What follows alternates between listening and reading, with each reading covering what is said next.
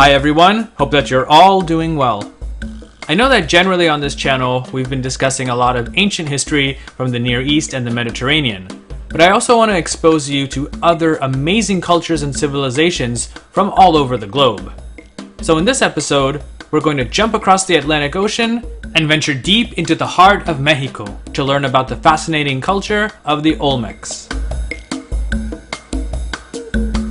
Olmec is the name given to one of the oldest archaeological cultures of southern Mexico's tropical lowlands region. Predominant in that area roughly between the years 1200 to 500 BCE, the Olmec culture is particularly famous for its massive and sophisticated stone monuments, the first to have been created by any Mesoamerican culture. In fact, it would be centuries before any other Mesoamerican culture would produce art of such beauty and magnitude. Such monuments and artwork have been discovered at over 20 sites within a region bounded on one side by the Papaloapan River of the southern Mexican state of Veracruz and the Chontalpa area of the state of Tabasco. However, the vast majority of these monuments were found at just 3 sites: La Venta, San Lorenzo, and Laguna de los Cerros. Due to this, archaeologists believe that these 3 places must have been major Olmec centers. Another notable, though smaller site, is Tres Zapotes. It's important to remember, though, that most people belonging to the Olmec culture lived in simple villages that were devoid of such gigantic monuments. So let's talk about the people of this culture, who they were, and what their society was like.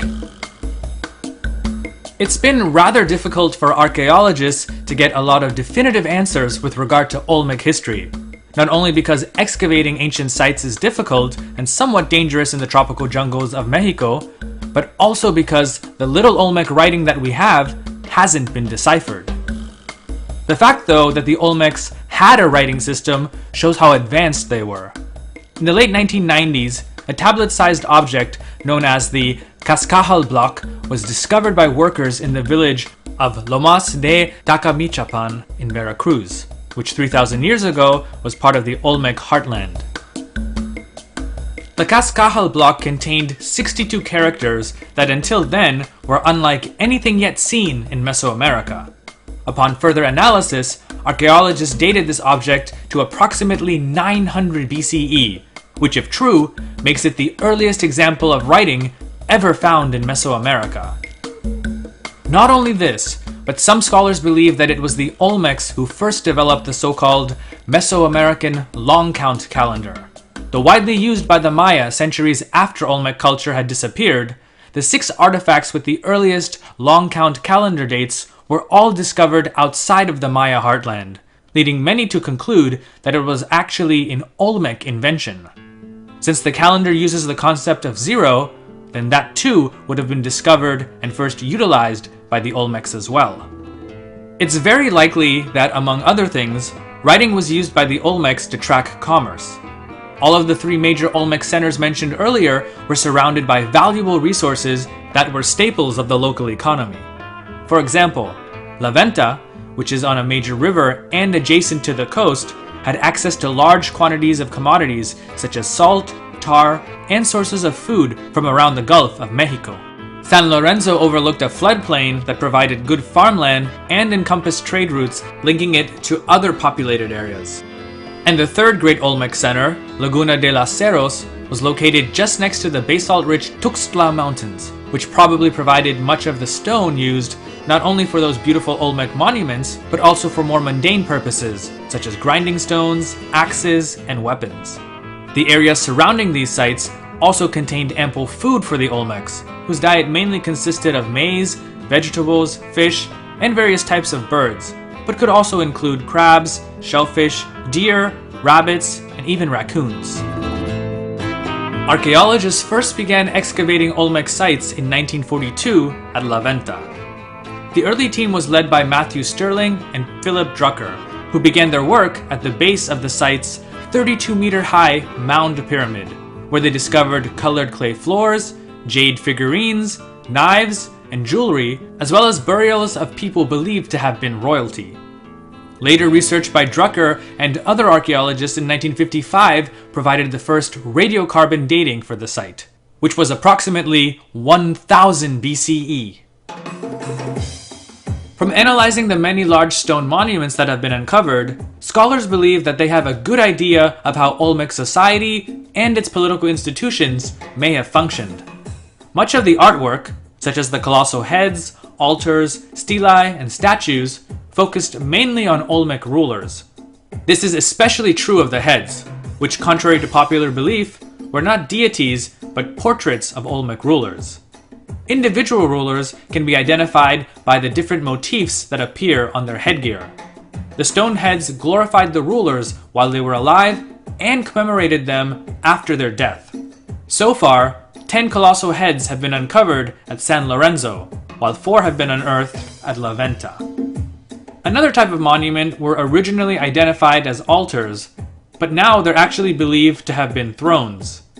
The front face of these altars contain a carving of a ruler seated within a large niche that symbolizes a cave entrance to the spiritual underworld. To date, 6 altars have been discovered, 4 at La Venta and 2 at San Lorenzo.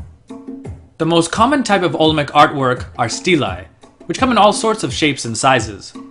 These have been found not just at the larger Olmec sites, but smaller ones as well. Along with depictions of Olmec rulers, carved into them are also supernatural beings in the shape of various animals. As for religion, Olmec beliefs have been inferred from the iconographic motifs found on various pottery and other stone objects from San Lorenzo and La Venta. Early Olmec scholars interpreted such designs as representing felines or jaguar deities, but more recent scholars now believe that such highly abstract motifs actually symbolize 2 supernatural creatures. One is a sort of crocodile-like being related to the earth and associated with fertile soil, and the other one is a shark-like figure associated with water, blood, and perhaps ritual bloodletting. Also, contrary to popular belief, the Olmecs don't seem to have practiced human sacrifice as other Mesoamerican peoples, such as the Aztecs, did. At least, there's been no evidence found to indicate that such rituals existed. Springs and sources of fresh water were considered to be sacred places, something that was really true for all pre-Columbian Mesoamerican societies. In fact, interesting finds have been found at various freshwater sanctuaries. One is El Manati. Located on the floodplains of the Rio Coatzacoalco near San Lorenzo, archaeologists here discovered remarkably well-preserved Olmec objects from the mud of an ancient spring. Believed to have been ritually deposited in the spring, these objects included more than 24 wooden heads, jade axes, jewelry, and several rubber balls, the latter of which were used in a ball game, probably similar to those played by other Mesoamerican cultures centuries later. Experts in ancient Mesoamerican linguistics believe that the Olmec spoke a language that may have been the ancestor of the present-day Mihe and Soke languages. In fact, this raises the question as to just how much influence did the Olmecs have on the Mesoamerican cultures and civilizations that came after them. Experts in the field of Olmec studies interpret the archaeological data in at least 2 different ways. The older view, one that's been believed for decades, is that the Olmecs, being more advanced than any of their contemporaries, were the source of much of the culture, technology, and artistic styles that spread throughout Mesoamerica up until the arrival of the Spanish in the early 1500s. Basically, they were the mother culture that influenced all of the other Mesoamerican cultures that came after them, including the Maya and the Aztec. However, more recently, another school of thought has formed that argues that the similarities in culture, art, and various artifacts were not due to Olmec influence, but that they developed independently amongst Mesoamerican cultures. Proponents of this school of thought believe that they have enough archaeological evidence to prove their case. In fact, a lot of artifacts that were once believed to have been produced by the Olmecs have now been reclassified as belonging to other Mesoamerican cultures. Unfortunately, all of this is difficult to know for sure due to the limited amount of studies in Olmec culture that have been carried out over the last century. Remember, Olmec studies, even today, don't get nearly as much attention nor the resources or funding that other fields such as, for example, ancient Mesopotamia or prehistoric Europe get. So, what eventually happened to the Olmecs? The archaeological record indicates that their distinctive culture had more or less disappeared by 500 BCE. Perhaps though it didn't disappear, but merely evolved. After all, it's really hard to believe that such an advanced culture would not have had at least some influence on the surrounding peoples. David C. Grove, professor of anthropology at the University of Florida and also an expert on Olmec culture, describes their disappearance from the Mesoamerican scene much better than I can. He writes, "Almost nothing is known of their demise, but because Olmec is an archaeological culture defined by certain artifacts, the end of Olmec is merely the disappearance of that artifact complex. There is no data to indicate whether the decline of the major Olmec centers and the disappearance of the defining artifact complex was rapid or gradual.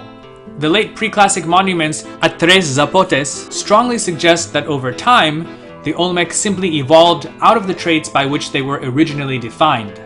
Whatever the case, their legacy is most clearly found in the rulership monuments of the classic period Maya."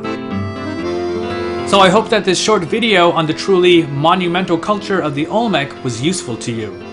I'll be putting out more videos on other Mesoamerican cultures and civilizations in the near future, so be sure to subscribe. Thanks so much for stopping by, I really appreciate it.